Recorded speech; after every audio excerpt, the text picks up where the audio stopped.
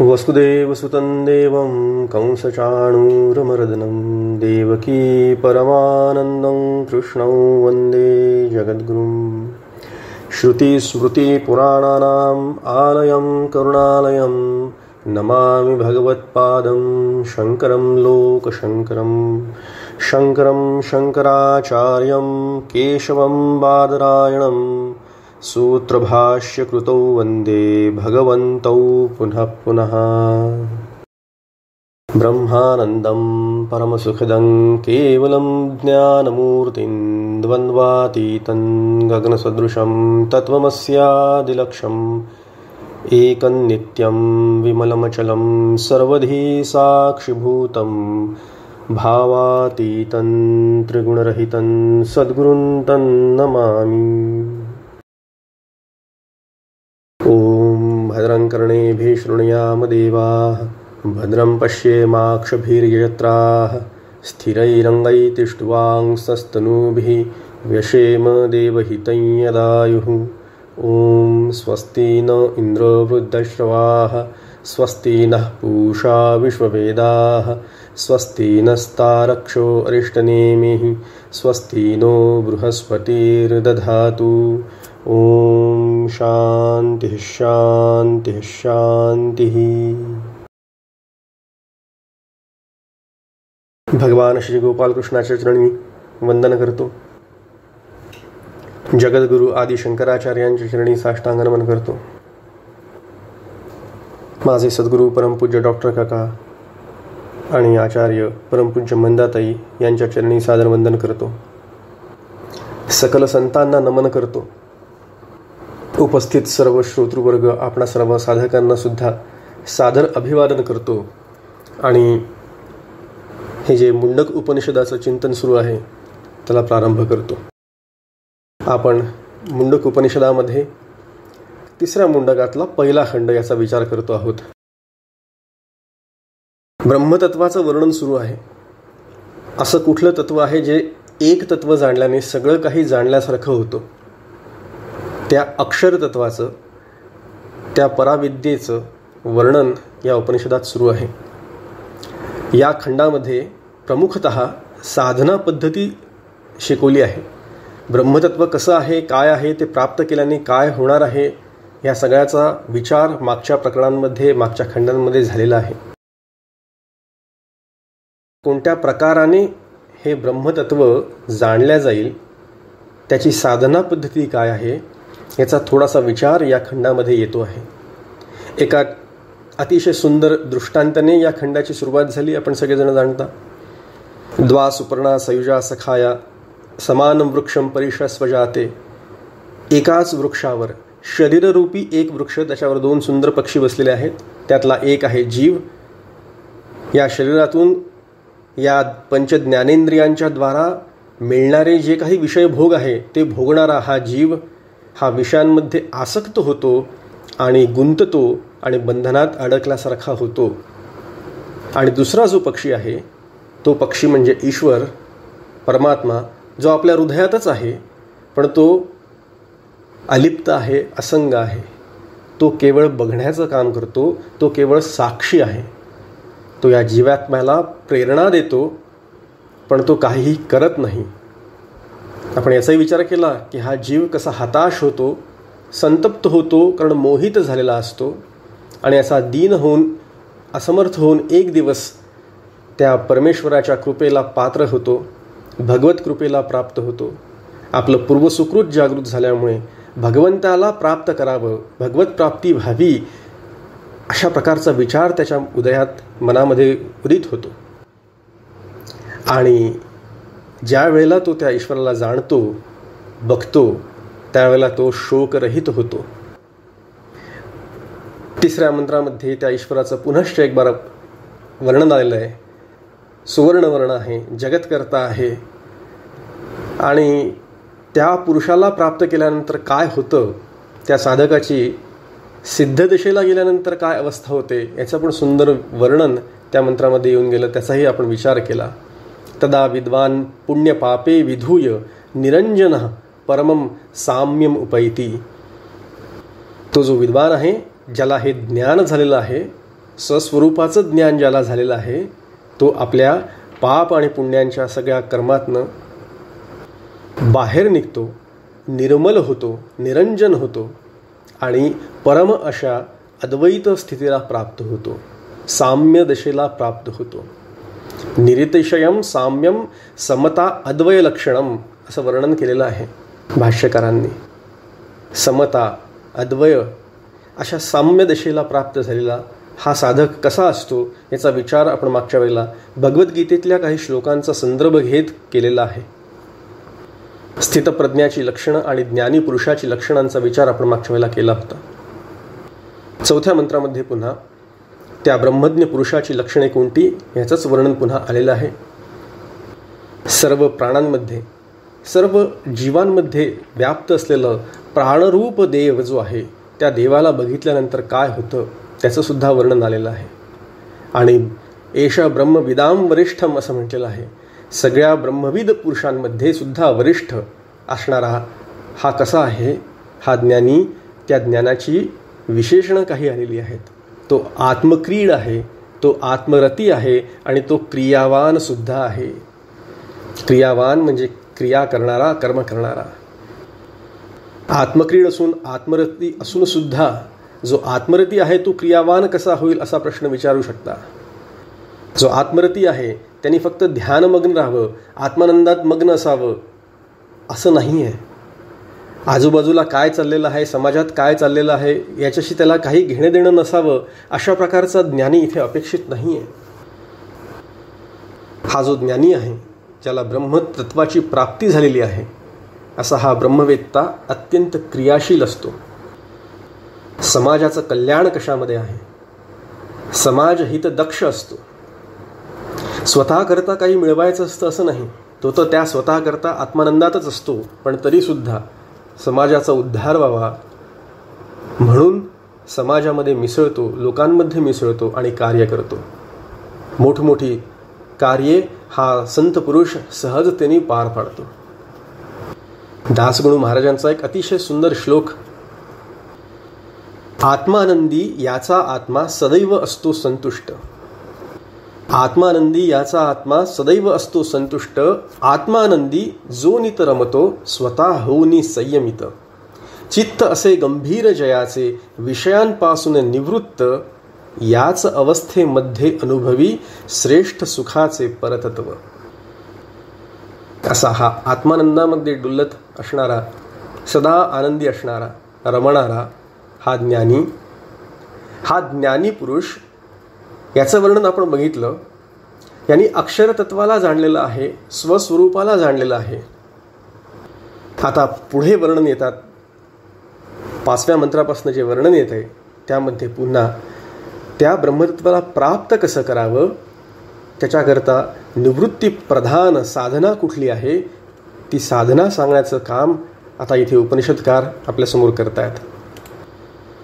5व्या मंत्रामध्ये सत्येन लभस्तपसा ह्येष आत्मा सम्यग्ज्ञानेन ब्रह्मचर्येण नित्यम अंतःशरीरे ज्योतिर्मयो हि शुभ्रो यम पश्यति यतयः क्षीणदोषः. असा हा आत्मा सत्य व तपाने लाभतो. शरीरात व्यापून राहणारा तो ज्ञानमय व विमल आत्मा यथार्थ ज्ञान व ब्रह्मचर्याने अपरिवर्तनीय अनुभवाला येतो. सर्व प्रकारचे दोष गेलेल्या प्रयत्नशील साधकाला त्याचा तो मी असा अनुभव येतो. अतिशय सुंदर मंत्र आहे. अन्वय लावायला थोडासा कठीण मंत्र आहे. आपण त्याचा अन्वय बघू पहिले आणि मग अर्थाकडे वळू. एषा आत्मा म्हणजे हा परमेश्वर. इथे आत्मा हा शब्द जीवात्मा या अर्थाने नसून परमेश्वराच्या अर्थाने आहे. आपल्या आतमध्ये राहणारा हा परमेश्वर. एषा आत्मा अंतःशरीरेही, आतमध्येच राहतो, शरीराच्या आतमध्येच विराजमान आहे. कसा आहे तो? ज्योतिर्मयो हि शुभ्रो, प्रकाशरूप आहे. ज्योतिर्मय म्हणजे प्रकाशरूप आणि शुभ्रो, शुभ्र म्हणजे परमविशुद्ध आहे. आणि कसा लाभतो तर सत्येन लभतो. लभस सत्येन म्हणजे सत्य भाषणाने, सम्यग्ज्ञानेन ब्रह्मचर्येण तपसा हि लभ्यो, तपश्चर्यापूर्वक. छान शब्द आलेले, त्याचा विचार करू आपण. सत्य भाषणाने, सम्यक ज्ञानेनं म्हणजे यथार्थ ज्ञानाने, ब्रह्मचर्याचं पालन केल्याने आणि तपाने नित्यम लभ्य, सदा प्राप्त होणारा आहे. आणि पुढे म्हणतात यम पश्यती यतयः क्षीणदोषः. यम म्हणजे ज्याला क्षीणदोषः किंवा जो क्षीणदोष झालेला आहे, सर्व प्रकारच्या दोषातून जो मुक्त झालेला आहे, यतयः पश्यन्ती, प्रयत्नशील संन्यस्त साधक त्याला पाहू शकतात, पाहतात, जाणतात. ते परमात्मतत्व कसं प्राप्त होतं याचं वर्णन आहे. प्राप्त करण्याकरता काही साधन आवश्यक आहे. परमार्थामध्ये सुद्धा साधन आवश्यक आहे. कोणतंही कार्य करायचं असेल तर त्याच्याकरता कुठलं तरी साधन आवश्यक असतं. आणि ते साधन आवश्यक असून नुसतं चालत नाही, तर ते साधन कसं वापरावं त्याचं ज्ञानसुद्धा आवश्यक असतं. एखादं साधन असेल, त्याचं विधी काय आहे, त्याचा प्रकार कसा आहे, त्याचा वापरण्याची हाताळण्याची पद्धती कशी आहे, हे सगळं माहिती पाहिजे. दोषयुक्त जर का साधन असेल, त्या साधनातच जर का काही दोष असेल तर चालत नाही.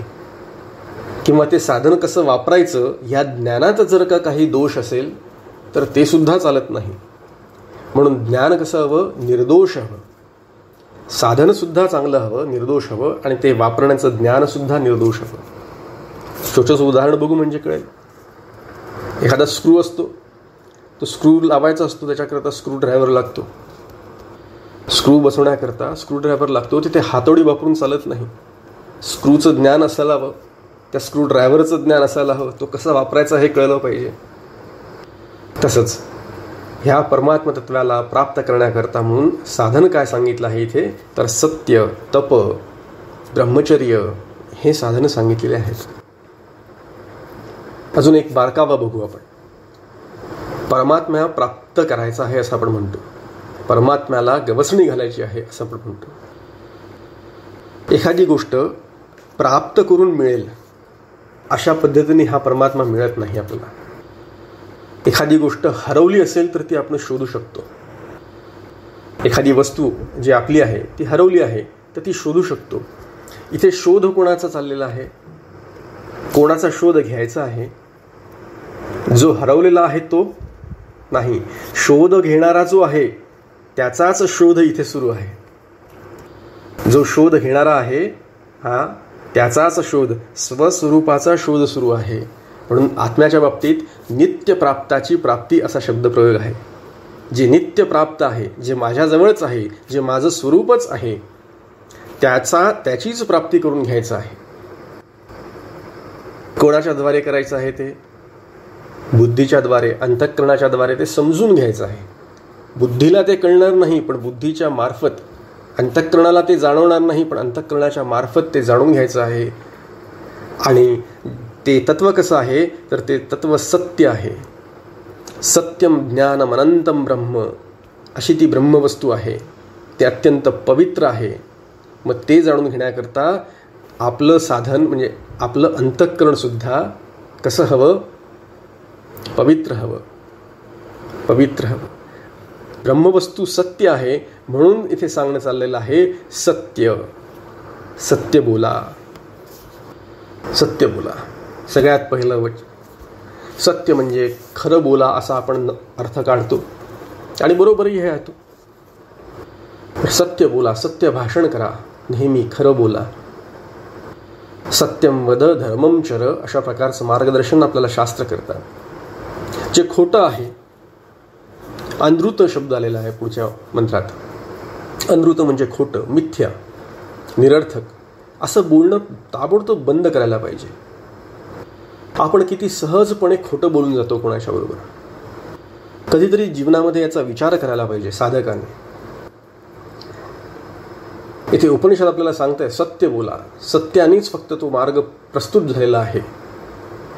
सत्यच त्या तत्वापर्यंत घेऊन जाणारं साधन आहे असं जेव्हा सांगतायत त्यावेळेला आपण थोडा विचार करायला पाहिजे की दिवसभरामध्ये मी किती असत्य भाषण केलं, मी किती वेळा खोटं बोललो. हा विचार ज्याने त्यांनी आपल्या मनामध्ये करावा. समर्थांनी सांगून ठेवलेलं आहे, मना सर्वथा सत्य सांडू नको रे, मना सर्वथा मिथ्य मांडू नको रे. मना सत्य ते सत्य वाचे वदावे, मना मिथ्य ते मिथ्य सोडून द्यावे. सत्य वाचे वदा, सत्य जे आहे त्या सत्याला कधी सांडू नका, त्याचा त्याग करू नका आणि मिथ्या कधी मांडू नका. असं बघा, अजून एक लक्षात घ्या, सत्य नेहमी बोलणं आवश्यक असतं असं नाही. सगळ्यांना कथा माहिती आहे, गायीला मारणारा एक कसाई येतो आणि एका ऋषीला विचारतो, गाय कुठे गेली? त्यावेळेला सत्य बोलावं का त्यांनी? गाय कुठे गेली दाखवावी का, सांगावं का? त्या गायीचा जीव जर का वाचवायचा असेल तर काय करावं? सत्य बोलणं प्रत्येक वेळेला आवश्यक असतं असं नाही, पण असत्याचा मात्र नक्की त्याग करायला पाहिजे. लक्षात घ्या, प्रत्येक वेळेला खरं बोलावा किंवा खरं बोललंच पाहिजे याची आवश्यकता नसते. कधी कधी शांत बसावं, शांत राहावं. कारण सत्य कसं असतं, काही म्हणतात कटू असतं, प्रखर असतं. आपल्याला शास्त्र सांगतं, न ब्रूयात सत्यम अप्रियम, असं सुद्धा आपल्याला शास्त्राने सांगून ठेवलेलं आहे. असो, आपला विचार चाललेला आहे सत्य बोलावं. सत्य का बोलावं? कारण आत्मतत्व सत्य आहे. त्या आत्मतत्वाबद्दल बोलायचं असेल तर सत्यच बोलायला पाहिजे. कारण का, संसार जो आहे तो मिथ्या आहे, तो असत्य आहे. असत्य म्हणण्यापेक्षा मिथ्या शब्द योग्य आहे. आपण असं म्हणू, संसार कसा आहे? मिथ्या आहे. संसार अनित्य आहे.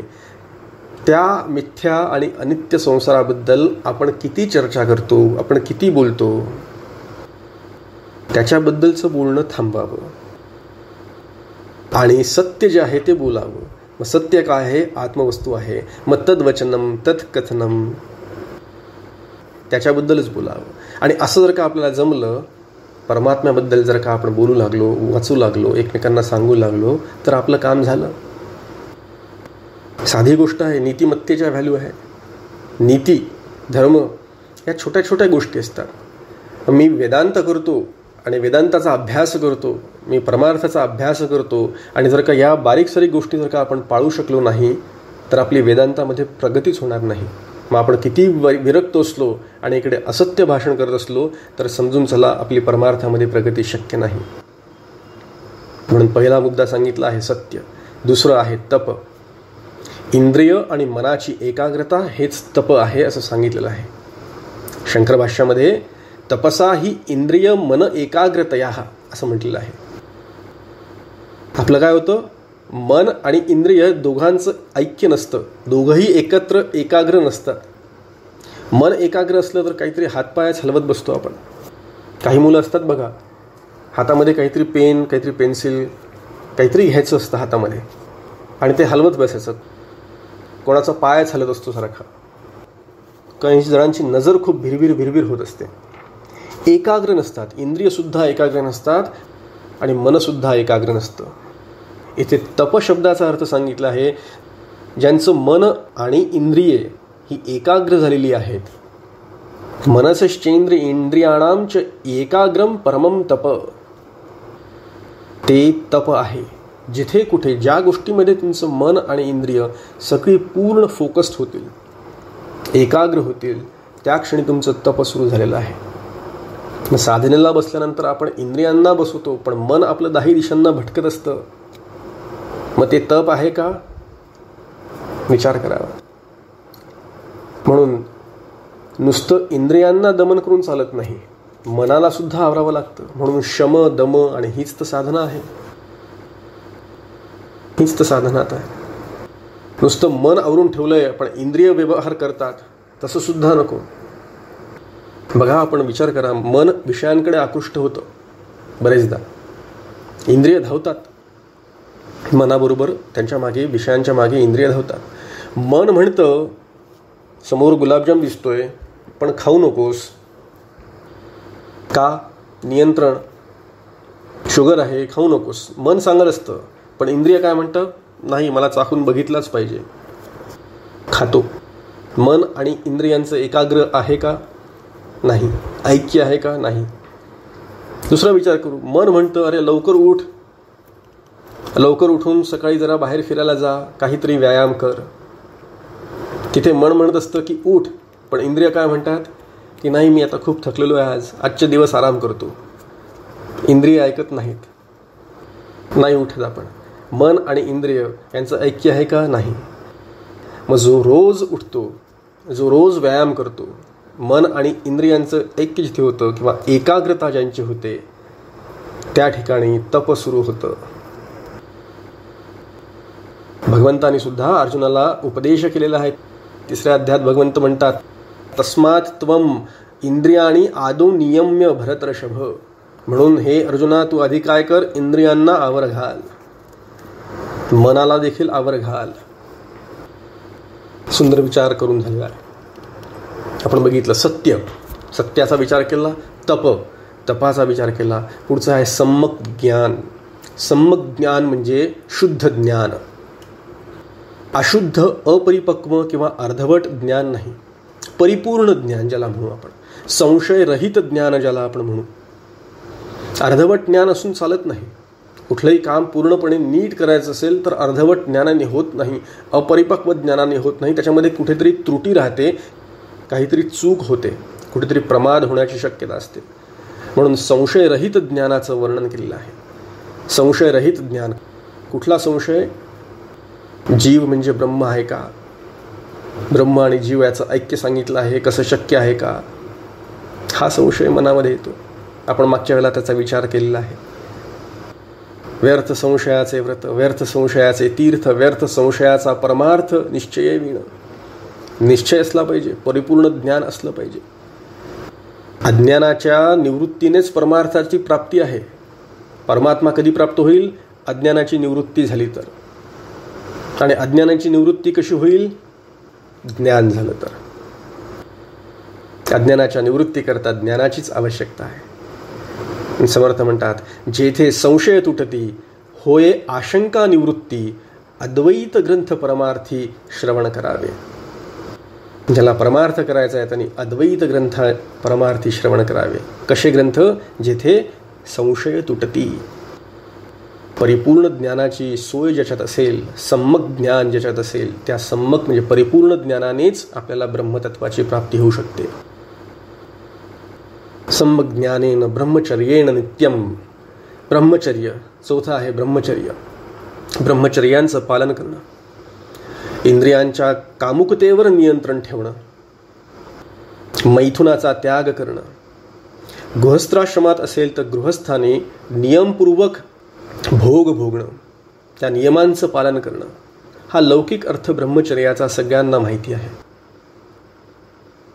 एक दुसरा अर्थ अजून आहे, तुमच्या काकांनी फार सुंदर सांगितले. ब्रह्मचर्य म्हणजे काय? जो ब्रह्मभावात स्थित असतो तो. ब्रह्मणी चरती इति ब्रह्मचर्य. किती अलौकिक अर्थ आहे बघा. जो ब्रह्मभावात जो स्थिर आहे तो ब्रह्मचारी. ब्रह्मचर्याचं महत्त्व फार आहे. ब्रह्मचर्याने आपली बुद्धी शुद्ध होते, तेजस्वी होते, प्रगल्भ होते. पण नुसतंच ब्रह्मचर्य म्हणून थांबले नाही. ब्रह्मचर्येण नित्यम. नित्य शब्द आलेला आहे. नित्य म्हणजे सर्वदा, सारखं, सातत्याने. पण हा नित्य शब्द सुद्धा कसा लावायचा आहे?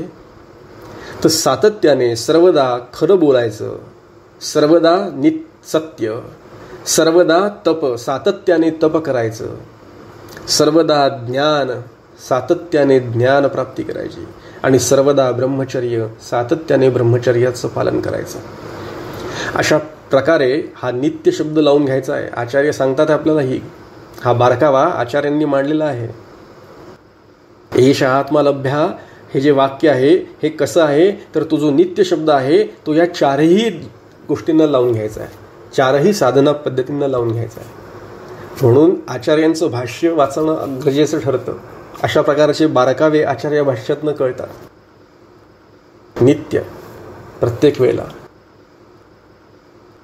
सुंदर विचार आहे. अंतःशरीरे ज्योतिर्मयो हे शुभ्रो. जे आत्मतत्व आहे हे कसं आहे? तर ते आत्मतत्व आपल्या अंतःशरीरे म्हणजे शरीररूपी गुहेमध्ये आहे. याचा पण विचार आपण पुन्हा पुन्हा केलेला आहे. शरीराला गुहेचं वर्णन केलेलं आहे. त्याच गुहेमध्ये, याच शरीरामध्ये ते स्थित आहे. आपल्याच आतमध्येच आहे, म्हणजे इथेच आहे, इथे सुद्धा आहे, असं त्याचा अर्थ आहे. ज्योतिर्मय आणि शुभ्र हे दोन शब्द आधी पण बघून झालेले आहेत. जे तेजस्वी आहे, प्रकाशमान आहे, दैदिप्यमान आहे, आणि जे शुभ्र आहे म्हणजे जे ज्याला निष्कलंक आहे, जे अत्यंत निर्मल आहे, जे अत्यंत शुद्ध आहे, असं ते तत्व. पुढे म्हणतात यम पश्यन्ति यतयः. यतयः याचा अर्थ यतिजन असा केलेला आहे भाष्यकारांनी. यतिजन म्हणजे संन्यासी, यत्नशील साधक संन्यासी. यतयो यतनशील संन्यासी असा अर्थ भाष्यकार करतात. आचार्य म्हणतात जे प्रयत्नपूर्वक, सातत्याने, दीर्घकाल, निष्ठापूर्वक आणि अनुष्ठान करतात असे साधक, यत्नशील साधक. कशाचं अनुष्ठान करतात? कुठल्या गोष्टींचं अनुष्ठान करतात? पहिल्या चरणामध्ये आपण ते बघितलं. सत्य, ज्ञान, तप आणि ब्रह्मचर्य यांचं जे अनुष्ठान करतात आणि सातत्यपूर्वक करतात, जे प्रयत्नपूर्वक करतात, नित्य करतात, त्याच्या नित्य करण्याकरता प्रयत्न लागतो बघा, तरच ते नित्य होतं. आज केलं आणि उद्या नाही असं नको. म्हणून साधनेमध्ये आळस नको, दुर्लक्ष नको. साधना अत्यंत दक्षतेने करायला पाहिजे. साधनेमध्ये कुठल्याही प्रकारचा प्रमाद नको.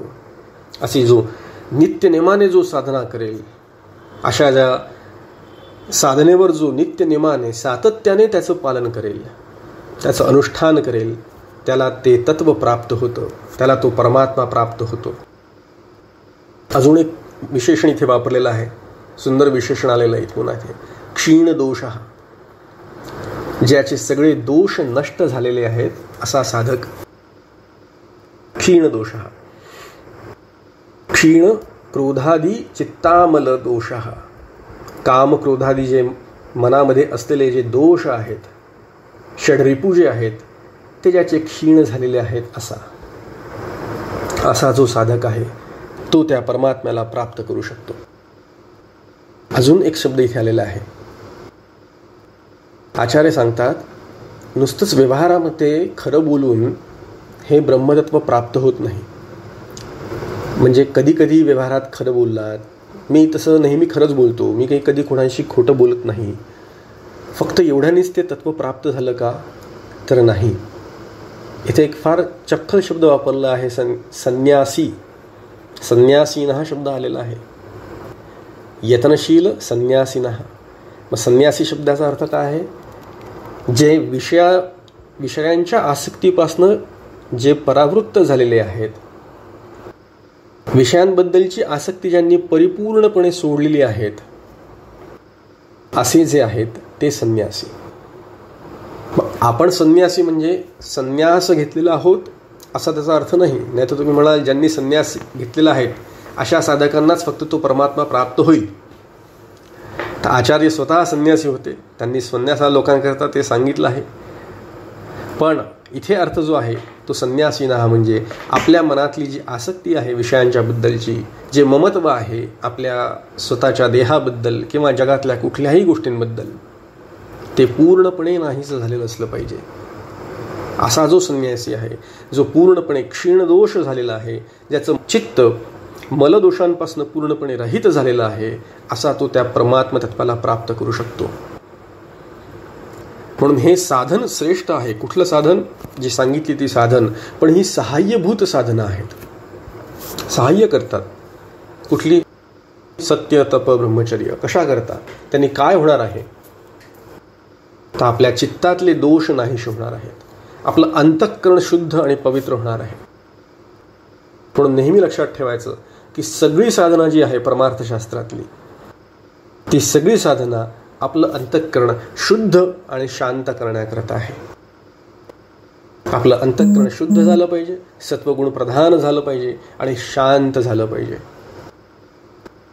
निष्काम कर्मोपासनेने आपलं अंतःकरण शुद्ध आणि शांत होतं आणि हेच सर्वात श्रेष्ठ साधन आहे. आणि अशा शांत आणि शुद्ध असलेल्या अंतःकरणामध्येच ज्ञानाचा उदय होऊ शकतो. हा विचार आपण अनेक वेळा केलेला आहे. पुढच्या मंत्राकडे वळू. 6व्या मंत्रामध्ये उपनिषदकार म्हणतात, सत्यमेव जयती नानृतं सत्येन पंथा विततो देवयानः. येनाक्रमंतृषयो याप्त कामः यत्र तत् सत्यस्य परमं निधानम. ज्या सत्याचाच सतत विजय होत असतो, असत्याचा कधीही जय होत नाही. कारण देवमान मार्ग जो आहे तो सत्यमय आहे, तो सत्याने पूर्ण आहे. निष्काम ऋषी त्यावरून चालत असतात आणि सत्यस्वरूप परब्रह्माचे श्रेष्ठ निधान प्राप्त करतात. अशा प्रकारचा हा मंत्र पुन्हा एकदा सत्य हे जे साधन आहे त्याला त्याची द्विरुक्ती इथे झालेली आहे. सत्याचाच नेहमी विजय होतो. सत्यमेव जयते हे जे आपलं विधान आहे, ब्रीदवाक्य आहे, अशोक चक्रावर लिहिलं आहे तिकडे खाली, सत्यमेव जयते, ते याच मंत्रातनं घेतलेलं आहे. सत्यमेव जयती हा शब्द जो आहे हा उपनिषद काळातल्या संस्कृत वाङ्मयाप्रमाणे घेतलेला आहे. नवीन संस्कृत वाङ्मयाप्रमाणे जर का विचार केला तर सत्यमेव जयते, पण इथे जयती असा शब्द आलेला आहे. अर्थ एकच आहे दोघांचा, सत्याचाच नेहमी विजय होतो. न अनृतम म्हणजे जे खोटं आहे, जे मिथ्या आहे, त्याचा कधीही विजय होत नाही. देवयान पंथः, देवयान नामक हा मार्ग आहे. पंथ म्हणजे मार्ग. कसा आहे? सत्येन वितितः, विततः म्हणजे सत्याने परिपूर्ण आहे, प्रकाशित आहे. हा जो देवलोकांकडे जाणारा जो मार्ग आहे, देवाच्या प्राप्तीचा जो मार्ग सांगितलेला आहे देवयान नावाचा, हा सत्यानेच प्रकाशित होतो किंवा सत्यानेच विस्तीर्ण होतो. येन म्हणजे ज्याने, या मार्गाने, ज्या मार्गाने आप्त कामः ऋषयः, पूर्ण काम असलेले जे ऋषी लोक आहेत, ऋषीमुनी जे आहेत, मगाशी वरती यती शब्द आलेला आहे, इथे ऋषी शब्द आलेला आहे. आप्त कामः ऋषयः, आक्रमंती म्हणजे ज्या मार्गाने ऋषी लोक जातात, पूर्ण काम असलेले जे ऋषी लोक ज्या मार्गाने गमन करतात, यत्र तत् जिथे त्या, सत्यस्य परमं निधानम, सत्यस्वरूप परमात्माचे परम आणि उत्कृष्ट असं धाम तिथे आहे. सत्यस्य, सत्यरूप परमात्मा, सत्यस्वरूप परमात्माचं ते परमनिधान आहे. थोडा विचार करू याचा. सत्याचा नेहमी विजय होतो, सत्यमेव जयते आपण ऐकलं. असत्याची नेहमी हार होते हे सुद्धा आपल्याला माहिती आहे. पण खरं विचार केला तो बारकावा लक्षात घ्या. सत्य आणि असत्य हे जरी का दोन्ही एकमेकांच्या विरोधी शब्द असले तरी त्या दोघांचं एकमेकांशी भांडण नसतं, त्यांचा एकमेकांशी विरोध नसतो. ते सत्य हे सत्य असतं, न असत्य हे असत्य असतं. मग आचार्य इथे काय सांगतात? शंकराचार्यांनी फार सुंदर शब्द वापरलेला आहे इथे. सत्यमेव जयते याचा अर्थ काय ते सांगतायत. सत्यवानेन जयती, सत्यवान एव जयती. जो सत्यवान आहे म्हणजे जो सत्याच्या पक्षातला आहे तो सत्यवान, त्याचा जय होतो. जो असत्याच्या पक्षातला आहे, जो मिथ्यावादी आहे, सत्यवादी आणि मिथ्यावादी, सत्यवान मिथ्यावान, ज्याने जो पक्ष धारण केलेला आहे त्याचा पराजय होतो, हे लक्षात घ्या. आणि हे सांगताना पुन्हा ते सांगतात की व्यवहारामध्ये सुद्धा ही गोष्ट सिद्धच होते. कशी तर आचार्य म्हणतात, प्रसिद्धम लोके सत्यवादीन अनृतवाद्य भूभूयते न विपर्ययोतः. आचार्य म्हणतात की लोकांमध्ये सुद्धा सत्यभाषिक लोक जे आहेत त्यांनाच मान्यता मिळते. व्यवहारात सुद्धा आपण विचार करा, कुठली एखादी आपण गोष्ट वाचतो, एखाद्या आपण कथा कादंबरी काहीतरी वाचतो, चित्रपट बघतो मग म्हणूया, त्याच्यामध्ये काय दाखवतात? हो, नेहमी सत्याचा विजय होतो असंच दाखवतात. जे सत्यवादी असतात त्या पक्षाचाच विजय होतो असं दाखवतात. जो असत्याचा, जो दांभिक आहे त्याचा कधीही विजय होत नाही. आणि हे सगळ्यांच्याच बाबतीत खरं आहे. थोडा विचार केला तर आपण आपल्याला आणून भिडवू शकतो. हा कधीतरी आपल्याला असं कोणी सांगितलं की तुमचा मुलगा तुमच्याशी खोटं बोलतो, तर आपल्याला ते आवडतं का? हो, माझ्या मुलांनी माझ्याशी खोटं बोलावं असं आपल्याला आवडतं का? आपल्याला नेहमी असंच वाटतं की नाही की माझ्या मुलांनी माझ्याशी नेहमी खरं बोलावं, माझ्या पत्नीने माझ्याशी नेहमी खरं बोलावं, माझ्या हाताखाली काम करणाऱ्यांनी सगळ्यांनी, माझ्या मित्रांनी माझ्याशी खरं बोलावं, सगळ्यांनी माझ्याशी खरं बोलावं असंच आपली सगळ्यांची इच्छा असते, अपेक्षा असते. दुसरा कुठल्याही पद्धतीने आपण विचार करत नाही. म्हणून नेहमी सत्य ठेवायचं लक्षात. आणि म्हणून आचार्य म्हणतात सिद्धम सत्यस्य बलवत साधनत्वम. ह्या लोकोपचारामुळेच सत्याचं बलवत साधन आहे हे सिद्ध होतं. सत्य हे किती मोठं साधन आहे हे सिद्ध होतं. म्हणून नेहमी खरं बोलायचं. आणि लक्षात ठेवा, सत्य कधीही लपून राहत नाही. कितीही झाकून ठेवण्याचा प्रयत्न केला तरी सत्य कधीही झाकून राहत नाही. खोटं बोललो आपण चुकून माकून तर ते आपण कोणाशी कधी काय खोटं बोललो होतो हे लक्षात ठेवावं लागतं. आणि ते लक्षात ठेवून ते पुन्हा ते खोटं जपण्याकरता म्हणून त्याच्याशी अजून 10 वेळा त्याला वेगळी कारणं शोधावी लागतात. अजून 10 वेळा त्याच्याशी खोटं बोलावं लागतं. पण खरं जर का बोललो आपण आणि नेहमी खरंच बोललोत राहिलो तर आपल्याला कधीच लक्षात ठेवायची गरज राहत नाही. कारण खरं ते खरंच आहे, ते आपण नेहमी खरंच बोलणार आहोत. म्हणून झाकपाक करण्याची ज्याला सवय असते, लबाडा करण्याची ज्याला सवय असते, त्याला खूप जास्त सावध राहावं लागतं. आचार्य इथे सांगतात सत्य मार्ग, हा सत्य मार्ग देवयान पंथ जो आहे, हा देवयान पंथ हा एक मार्ग आहे, हे एक साधन आहे. कशाचं साधन आहे? ते परमात्म तत्वाच्या प्राप्तीचं एक साधन आहे. म्हणून हे साधन साध्य संबंध इथे आचार्यांनी सांगितलेला आहे. सत्याचा मार्ग, देवयान पंथाचा मार्ग आचार्य वर्णन करतात की ज्या मार्गामध्ये कुठेही कपट नाही, कुठल्याही प्रकारचा छल नाही, दंभ नाही, मिथ्याचार नाही, कुठलाही अहंकार नाही, अशा प्रकारचा हा मार्ग आहे. जर का आपण असे असू तर आपण या देवमान पंथावरनं जाऊ शकू. कोणाचा मार्ग आहे हा? देवयान पंथ कोणाचा आहे? जे कपटी नाहीत, अहंकारी नाहीत, दांभिक नाहीत अशांचा. मग आपला विचार काय करायचा? आपण उलटा विचार करायचा. साधक म्हणून आपण सरळ स्वभावाचे आहोत का? आपण किती कपटी आहोत? आपण किती मिथ्याचारी आहोत? आपलं किती आत एक आणि बाहेर एक असतं? आणि असं असतं का? याचा थोडासा विचार प्रत्येकाने करावा. ऑफिसमध्ये जातो, काहीतरी पॉलिटिक्स करतो, कुठे अहंकार उफाळून येतो वरती, कुठे कपट कारस्थानामध्ये आपलं मन आकृष्ट होतं का? विचार करावा. आपलं काम होत नसेल तरी दुसऱ्याचं नक्कीच बिघडवायचं, अशी मेंटॅलिटी आपली असते का? साधक म्हणून विचार करायचा, खूप सतर्कतेने विचार करायचा. तर आपल्याला कळतं कुठल्या प्रकारचा मार्ग आपल्याला क्रमायचा आहे, काय साध्य करायचं आहे आणि त्याच्याकरता साधन काय आहे. हा सत्याचा जो मार्ग आहे, सत्यवानाचा जो मार्ग आहे, सत्यवादीचा जो मार्ग आहे, तो आपला मार्ग आहे का हे ज्याने त्याने ठरवायचं.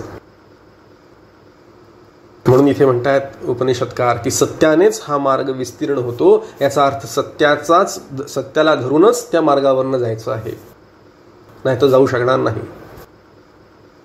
मार्गावरनं कधी घसरून पडू सांगता येणार नाही. त्या ब्रह्मलोकाचं जे द्वार आहे, या देवलोकाचं जे द्वार आहे, ते द्वार सत्याचंच आहे. अशा पद्धतीने वर्णन केलेलं आहे. पुढे आहे ऋषीमुनी. हे ऋषी जे आहेत हे कसे आहेत? आप्तकाम आहेत. आप्तकाम, पूर्णकाम, शुद्ध, ज्यांच्या मनामध्ये कुठल्याही प्रकारच्या इच्छा नाहीत, ज्यांच्या सगळ्या इच्छा संपलेल्या आहेत, पूर्ण झालेल्या आहेत. स्वस्वरूपाची प्राप्ती झाल्यानंतर आता काही अजून प्राप्त करण्याची इच्छाच राहिली नाही. हो, फार सुंदर विषय आहे हा. आपल्या मनामध्ये असंख्य इच्छा असतात. या सगळ्या इच्छा हळूहळू हळूहळू आपल्याला आटवत आणाव्या लागतात. अक्षरशः तपश्चर्या करून आटवत आणायच्या सगळ्या प्रकारच्या इच्छा मनामध्ये असलेल्या. भगवंतांनी स्थित प्रज्ञाच्या लक्षणांमध्ये सांगितलं आहे. आवडता श्लोक आहे सगळ्यांचा 2ऱ्या अध्यायामध्ये. प्रजाहाती यदा कामान सर्वान पार्थ मनोगतान. ज्याने आपल्या सगळ्या प्रकारच्या इच्छांचा पूर्ण उन्मळून फेकलेल्या आहेत असा. 12व्या अध्यायामध्ये पण फार सुंदर वर्णन आलेलं आहे. अतिशय सुंदर शब्द आहे. सर्वारंभ परित्यागी योमद्भक्त समे प्रिय.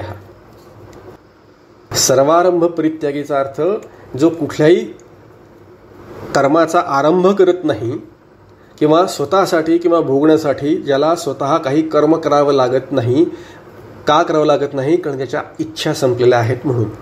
ज्याला इच्छा आहेत त्याला कर्म करावी लागतात. ज्याच्या इच्छा संपलेल्या आहेत त्याला कुठलेही कर्म करायची इच्छा राहत नाही, कर्म करायची गरज राहत नाही. सर्वारंभ परित्यागी, विचार करायला लावणारा शब्द आहे हा. अशा प्रकारे आप्तकाम जे पुरुष आहेत, आप्तकाम जे ऋषी आहेत, ते या सत्याच्या मार्गावरनं जातात आणि काय करतात? त्या मार्गावरनं जाऊन तर परमम निधानम, सत्यस्य परमम निधानम, त्या सत्याचं जे अंतिम निधान जे आहे ते प्राप्त करतात, ते धाम प्राप्त करतात. निधान या शब्दाचा अर्थ मौल्यवान असा असतो, अत्यंत मौल्यवान, किमती. एखादा खजाना असतो ना, निधान, घबाड ज्याला म्हणतो आपण मराठीमध्ये, घबाड सापडलं. निधान शब्दाचे हे सगळे अर्थ आहेत. परमम निधानम म्हणजे सगळ्यात मोठं धन, सगळ्यात श्रेष्ठ धन. असं आपण जर का विचार केला तर आपल्याकरता सगळ्यात श्रेष्ठ धन म्हणजे परमार्थ, परम अर्थ प्राप्त वे, हे झालं. पण या निधान शब्दाचा अजून एक अर्थ आलेला आहे सुंदर पद्धतीने. निधान म्हणजे आराम करण्याची, विश्राम करण्याची जागा, जिथे सगळ्या गोष्टी येऊन लीन होतात, अशी जी जागा आहे त्याला निधान शब्द वापरतात. निधान मग हे परमात्म स्वरूप ही अशी जागा आहे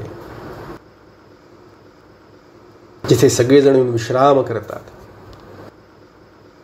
सर्व संत त्या परमात्म्यामध्ये येऊन लीन होतात. त्या परमात्म्यामध्ये जीवात्मा येऊन लीन होतो. असं जे तत्व आहे ते परमम निधानम. असा उत्कृष्ट धाम, परम निधान म्हणजे उत्कृष्ट धाम असा अर्थ इथे केलेला आहे. यत्र तत् सत्यस्य परमम निधानम. अशा पद्धतीने हा 6वा मंत्र आपण बघितला. पुढच्या मंत्राकडे बघू. याच पद्धतीचे अर्थ पुढे सुद्धा आलेले आहेत. त्याच परब्रह्मतत्वाचं वर्णन पुढच्या मंत्रामध्ये उपनिषदकार कशा पद्धतीने करतात ते बघूया. बृहच्च तत् दिव्यमचिंत रूपम, सूक्ष्माच्च तत् सूक्ष्मतरम विभाति, दूरात् सुदूरे तदिहांतिके च, पश्यत्सु इहैव निहितं गुहायाम. ते परब्रह्म निरपेक्ष, व्यापक, अलौकिक व मानवी विचाराच्या पलीकडचे असून कोणत्याही सूक्ष्मतम पदार्थाहून अधिक सूक्ष्म असे ते प्रकाशते. दूरची कल्पना करावी तर ते दूर आहे व म्हटले तर ते शरीरभर व्यापून असल्यामुळे अत्यंत जवळ आहे. जे ते जाणू पाहतात त्यांच्या बुद्धिरूप गुहेतच ते आहे. साधर्म्य तेच आहे, मंत्राचा अर्थ तसाच आहे. पुन्हा पुन्हा द्विरोक्ती होते असं वाटतंय, पण वेगवेगळ्या पद्धतीने हे तत्व काय आहे हे जाणून घेण्याकरता म्हणून हा विचार सुरू आहे. बृहच्च तद दिव्यम अचिंत्य रूपम. तत् बृहत, ते परब्रह्म बृहत आहे म्हणजे महान आहे, व्यापक आहे, निरपेक्ष व्यापक आहे. च म्हणजे आणि, दिव्यम अचिंत्य रूपम, दिव्य पण आहे आणि अचिंत्य आहे, ज्याचं कोणीही चिंतन करू शकत नाही असं ते स्वरूप. आणि सूक्ष्माच्च तत् सूक्ष्मतरम विभाती. सूक्ष्मात सूक्ष्मतरम, अत्यंत सूक्ष्म आहे, सूक्ष्माहूनही सूक्ष्म असं म्हणताय तिथे. सूक्ष्म जे आपण कल्पना करू त्या सूक्ष्माहूनही अत्यंत सूक्ष्म, आणि तरी सुद्धा ते सूक्ष्म असून सुद्धा विभाती म्हणजे ज्ञान होतं, प्रकाशित होतं. तसंच तथा ते दूरात सुदूरे, दूराहून अत्यंत दूर आहे. दूर जी आपण जी संकल्पना करू, जितकं काही लांब आपल्याला कल्पना करता येईल त्याच्यापेक्षा सुद्धा ते दूर आहे. आणि काय म्हणतात, इह म्हणजे ह्या शरीरात राहून, जे ते दूर आहे ना अत्यंत दूर, ते या शरीरातच आहे असं सुद्धा सांगतायत. ह्या शरीरात राहून अंतिकेच म्हणजे अतिजवळ सुद्धा आहे, ह्या शरीरात सुद्धा आहे, अत्यंत जवळ आहे आपल्या. पश्यत्सु म्हणजे पाहणाऱ्यासाठी, इह एव गुहायाम निहितम. जो बघणारा आहे, जो जाणणारा आहे, जो याला परमात्मा पाहणार आहे त्याच्याकरता इह एव गुहायाम, इथेच याच गुहेत, याच शरीररूपी गुहेमध्ये ते वास करून आहे. जे अत्यंत दूर आहे ते इथेच आहे. अशा प्रकारचा हा मंत्र आहे. थोडा याच्यावर विचार करू आणि मग थांबू. ब्रह्म बृहत या शब्दावरून आलेला आहे. ब्रह्म सर्वतो व्यापकत्वात. व्यापक जे आहे, अत्यंत व्यापक, अत्यंत अनंत जे आहे, सगळ्यात मोठं, मोठ्यात मोठं बृहत, महान, जे सर्वत्र सदा सम आहे, जे सगळीकडे आहे, जे नेहमी आहे आणि जे समप्रमाणात सगळीकडे आहे. आता सर्वत्र शब्दाचा अर्थ आपण फार मर्यादित घेतो. सगळीकडे म्हणजे आपल्याला वाटतं हा सगळीकडे, या घरभर आहे असं नाही. मग काय आपला देशभर म्हटलं तर या देशामध्ये सर्वत्र आहे असंही नाही. या पृथ्वीत सर्वत्र आहेत असंही नाही. या ब्रह्मांडात सर्वत्र म्हणा, या ब्रह्मांडात व्यापून आहे, अनंत कोटी ब्रह्मांडात व्यापून आहे. तेच मोजता सुद्धा येणार नाही इतक्या सगळ्या ठिकाणी. किती मोठी विशाल ब्रह्मांड आहेत. आपण सगळे आता विज्ञानात, खगोलशास्त्रात शिकतो, काय काय काय काय नवीन शोध लागत आहेत. त्या सगळीकडे ते व्यापक आहे, सदा आहे आणि सम आहे. सर्वत्र. मी आज इथे आहे म्हणून ब्रह्मतत्व इथे आहे आणि उद्या तिकडे जाईन तेव्हा ते तिकडे नसेल असं नाही. दोन्हीकडे आहे, सदा आहे. याचा विचार आपण करून झालेला आहे. मागच्याच खंडामध्ये याचा विचार करून झालेला आहे. ते तत्व कसं आहे, मागे आहे, पुढे आहे, वर आहे, खाली आहे, डावीकडे आहे, उजवीकडे आहे, सगळ्या बाजूनी ते ब्रह्मतत्व आहे, परिपूर्ण व्यापक आहे. म्हणून ब्रह्मतत्व मला कुठे मिळेल असा जर का कोणी प्रश्न विचारला, कुठे मिळेल, तर ते अशी काही वस्तू नाही आहे की जी कुठेतरी जाऊन मी विकत आणीन, कुठेतरी जाऊन मला ते मिळेल, अशी काही ती वस्तू नाही आहे.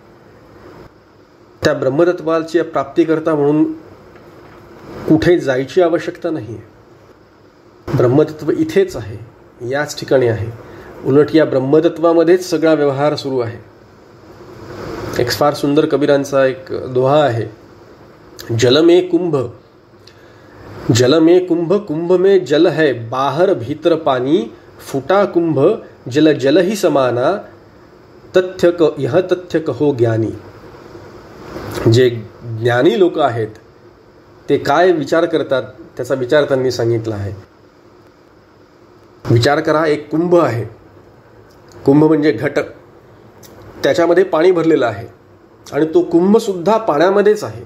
नदीच्या पात्रात किंवा जलाशयामध्ये तो कुंभ आहे असा विचार करा आणि त्याच्यामध्ये सुद्धा आतमध्ये पाणीच आहे असा विचार करा. आणि तो कुंभ जर का आपण त्या जलातनं फिरवला इकडून तिकडे, तर तो ज्या पद्धतीने फिरतो आहे त्या पद्धतीने आपण या परब्रह्मतत्वामध्ये सगळेजण फिरतो आहोत. आणि फुटा कुंभ जल जल ही समाना, ज्या पद्धतीने तो कुंभ म्हणजे तो घट फुटून जाईल, एक दिवस तुटून जाईल, त्याच पद्धतीने हे शरीर, या शरीराची जी उपाधी आहे ही निघून जाईल. त्यावेळेला जल जल ही समाना, ते तत्व त्या तत्वात मिळून जाईल. जे ज्ञानी लोक असतात ते हे जाणतात. म्हणून हे जे तत्व आहे, या तत्वामध्ये, परब्रह्म तत्वामध्येच आपण सगळेजण वास करतो आहोत. माझ्या आतमध्ये वेगळं आहे असं नाही, तर त्या तत्वामध्येच मी आहे. मी म्हणजे हा देह आहे असा विचार करावा. आणि काय म्हणतात इथे, ते दिव्य आहे. दिव्य कशा पद्धतीने आहे, ते तत्व दिव्य आहे म्हणजे कशा पद्धतीने, तर स्वयंप्रभ, इंद्रिय गोचर, इंद्रिय अगोचर आहे आणि स्वयंप्रभा असे शब्द आलेले आहेत. स्वसंवेद्य माऊलींचा शब्द आहे, स्वसंवेद्य.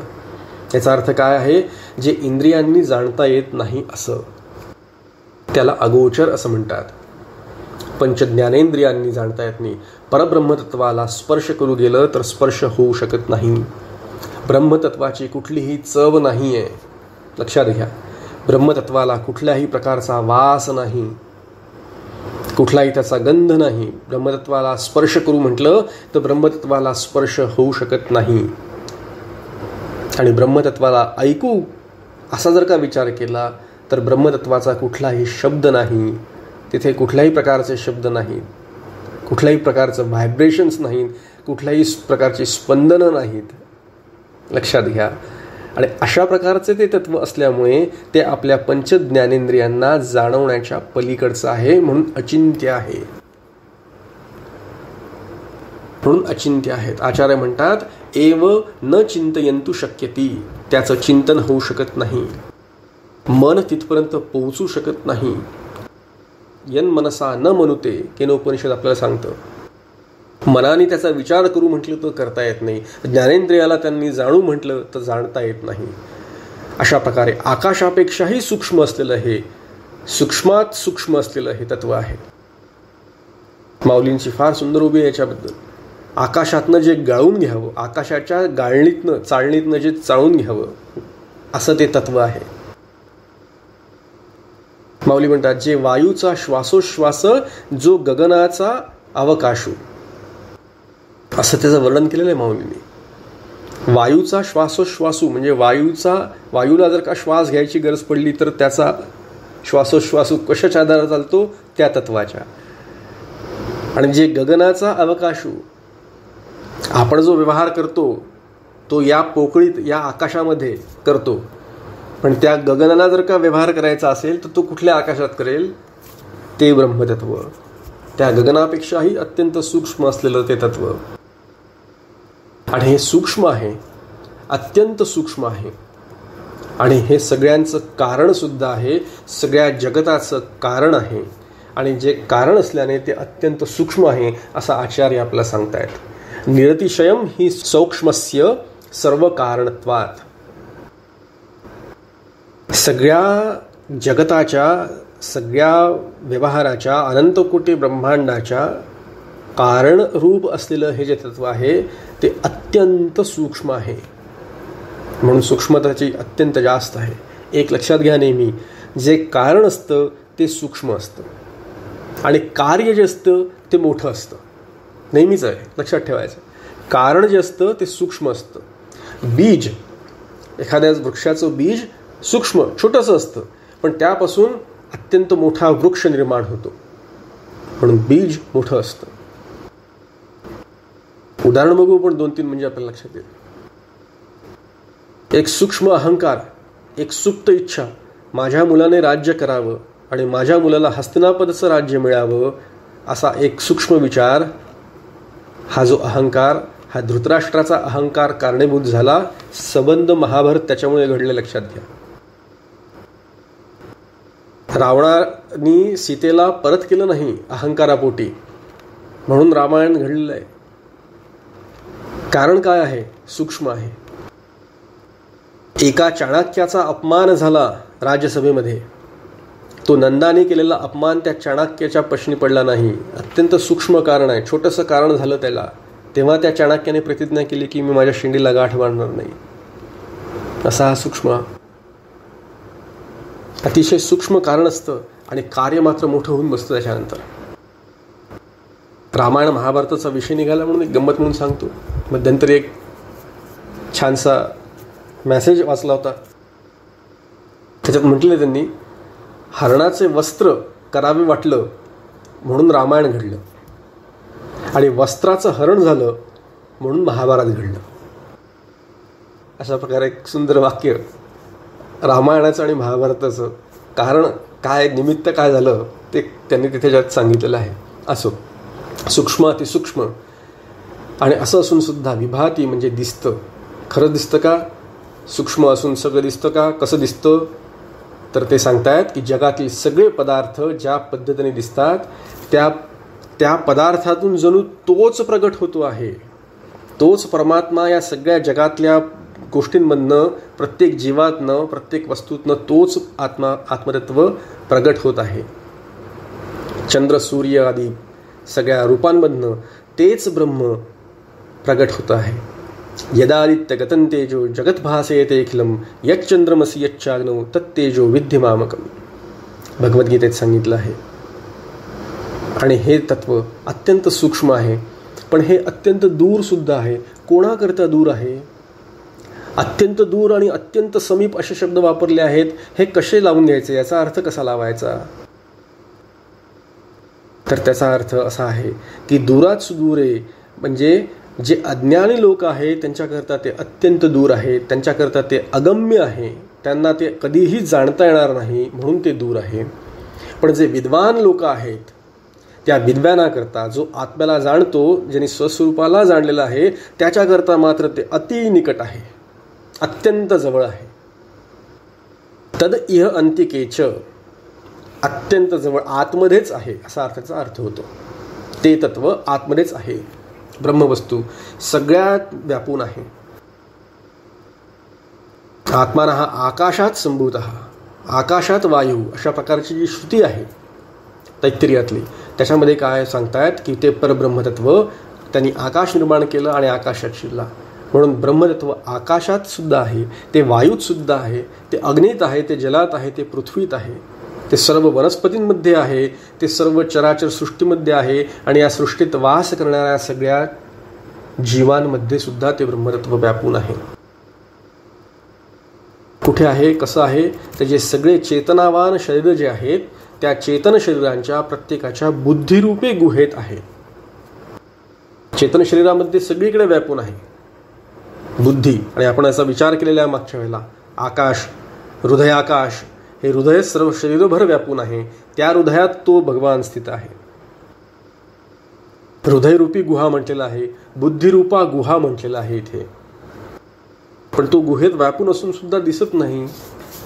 कसा दिसेल? अत्यंत सूक्ष्म आहे ना, म्हणून तसा दिसत नाही. पण तरी सुद्धा पश्यत्सु इहैव निहतम गुहायाम, जे बघणारे बघतात, जे पाहणारे असतात ते बरोबर लक्ष देऊन पाहतात. काय पाहतात? जो ज्ञानी आहे तो जाणतो. काय जाणतो? की तो त्या बुद्धिरूपी गुहेमध्येच स्थित आहे. गुहायाम बुद्धी लक्षणायाम, आचार्य सांगतायत. कुठली गुहा आहे ही?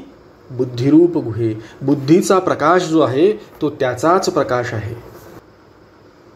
आपण तर विचार केला, अंतःकरण कसं आहे? जड आहे, बुद्धी जड आहे. पण बुद्धीत पडलेला प्रकाश जो आहे तो त्या परमात्माचा आहे, चिदाभास. आपण हा प्रयोग मागच्या वेळेला बघितला होता, हा विचार करून झालेला आहे. पुन्हा एकदा आठवण करून देतो. हा जो प्रकाश आहे हा आत्म्याचा आहे, आणि हे जे आहे ही बुद्धी आहे, अंतःकरण आहे. या बुद्धीमध्ये जेव्हा हा प्रकाश फाकतो, त्यावेळेला याला जीव ही संकल्पना आहे म्हणतात. आत्म्याचा बुद्धीत फाकलेला प्रकाश तो चिदाभास, ही बुद्धी आणि हा आत्मा, या तिघांना मिळून जीव असं म्हटलं जातं. मग हा जो ज्ञानी असतो ना, तो ज्ञानी जाणतो की यातला पडलेला जो प्रकाश आहे, या बुद्धीत पडलेला प्रकाश, हा खरा प्रकाश कुठनं आलेला आहे? इथनं आलेला आहे. हा याचा प्रकाश आहे हे जाणतो. म्हणून हा बुद्धिरूपी गुहेमध्ये राहतो. याचा अर्थ तो तिथे वास करतो. तत्र ही निगूढम लक्ष्यते विद्वद्भिः. जे विद्वान असतात त्यांना तो तिथे लपलेला दिसतो, त्यांना तो तिथे असतो.